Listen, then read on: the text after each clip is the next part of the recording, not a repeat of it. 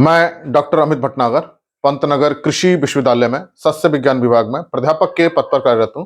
और इस चैनल के माध्यम से मेरा प्रयास है किसानों तक सही जानकारी पहुंचे ताकि उसका लाभ वो खेती में ले सकें। आज जो बात करना चाहता हूँ ये है कि जो सल्फर है, क्या हम उसको पहली सिंचाई में दे सकते हैं?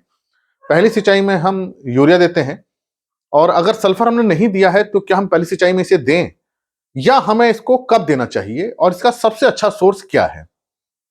देखिए, सल्फर हम जानते हैं एक आवश्यक पोषक तत्व है और इसकी बहुत अधिक आवश्यकता होती है फसल को।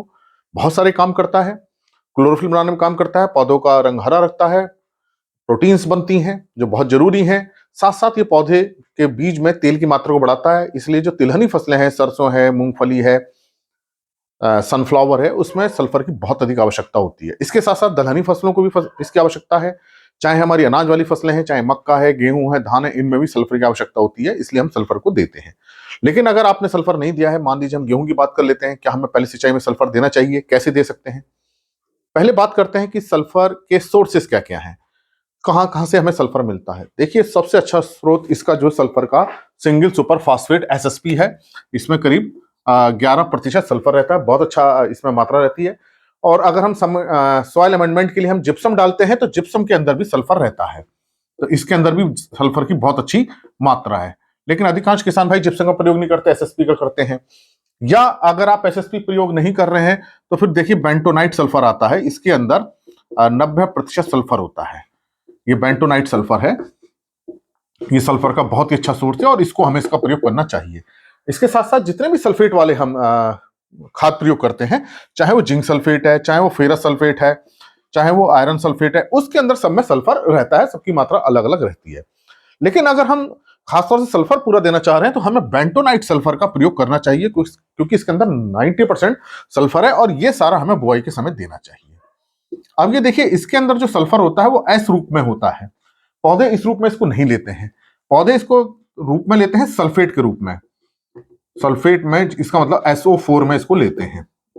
अब इसकी जब मिट्टी में हम सल्फर डालते हैं, मिट्टी में जाने के बाद सूक्ष्म जीव बैक्टीरिया होते हैं, बहुत सारे बैक्टीरिया होते हैं, इस सल्फर को इस रूप में बदल देते हैं। तो यहां पे बैक्टीरिया काम करता है मिट्टी के अंदर, तो सल्फर को पौधे सीधे नहीं लेते।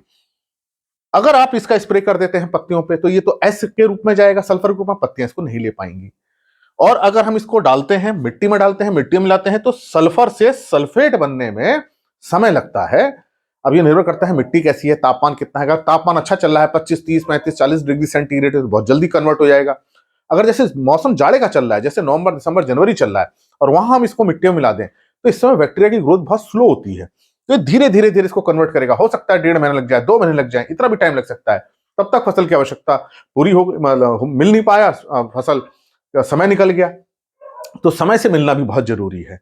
तो अगर हम इसको बुआई के समय देते हैं तो इसको सल्फेट बदलने में 20-25 दिन में बदल जाएगा, जब तक फसल की कल्ले की अवस्था आएगी, बढ़वार की अवस्था आएगी, इस रूप में बदल जाएगा, मिल जाएगा। लेकिन अगर आप पहली सिंचाई के समय डाल रहे हैं बेंटोनाइट सल्फर को, तो क्या होगा, आप डाल तो देंगे, मिट्टी में तो जाएगा, लेकिन सल्फर से सल्फेट बदलने में अब समय लगेगा, क्योंकि मिट्टी ठंडी हो चुकी है, मौसम ठंडा हो चुका है, बैक्टीरिया की ग्रोथ स्लो हो रही है। इसके अंदर कई तरह के बैक्टीरिया होते हैं जो इसको कन्वर्ट करते हैं। तो जाड़ों में अगर आपने देर कर दी है और पहली सिंचाई में इसको दे रहे हैं, तो बेंटोनाइट सल्फर डालने का कोई फायदा आपको नहीं मिलेगा, बहुत देर में फायदा मिलेगा, तब तक फसल पूरी हो चुकी होगी, उसको जरूरत नहीं होगी। तो इसलिए बेंटोनाइट सल्फर को आप पहली सिंचाई में मत दीजिए। दूसरी बात समझिए कि जैसे मैंने आपको बताया कि सल्फर का सल्फेट में बदलना जरूरी है। अगर आपने पत्तियों के ऊपर जिसे डाल दिया, स्प्रे कर दिया पानी में घोल के, अब इसके ऊपर पत्तियों के ऊपर तो एस है, अब ये पत्तियों के अंदर तो बदलेगा नहीं, क्योंकि उसको बदलने वाले बैक्टीरिया तो मिट्टी के अंदर होते हैं, तो इसका मतलब इसके भी वेस्टेज होगी। इसलिए आपको बेंटोनाइट सल्फर का स्प्रे नहीं करना चाहिए। अगर आप बेंटोनाइट का स्प्रे करेंगे तो उसका कोई फायदा नहीं होगा। इसी तरह से एसएसपी से भी निकलने में इसको समय लगेगा, धीरे धीरे होगा, तो इससे नहीं मिल पाएगा। जिप्सम तो बहुत ही धीरे घुलता है, जिप्सम डालने का भी सल्फर से हमें फायदा नहीं मिलेगा। अब बचते हैं हमारे पास सल्फेट वाली खाद, कि कौन सी सल्फेट वाली खाद हम दे सकते हैं ताकि सल्फर मिल जाए।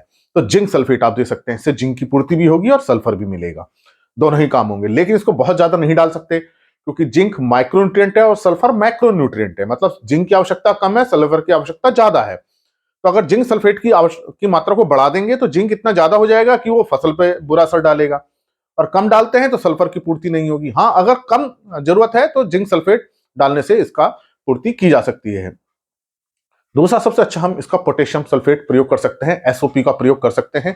एसओपी में पोटेशियम सल्फेट, एसओपी, इसमें अच्छी मात्रा में सल्फर होता है और एसओपी के प्रयोग से, इसमें भी सल्फेट फॉर्म में है, हम सल्फर को दे सकते हैं।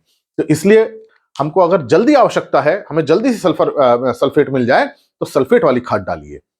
और अगर आप बुआई कर रहे हैं, बुआई के समय है, पूरा अच्छी मात्रा में चाहिए, तब हम एसएसपी का प्रयोग कर सकते हैं या बेंटोनाइट सल्फर का हम प्रयोग कर सकते हैं। और हमें बेंटोनाइट सल्फर का प्रयोग करना चाहिए क्योंकि इसमें बहुत अधिक मात्रा में सल्फर मिलता है।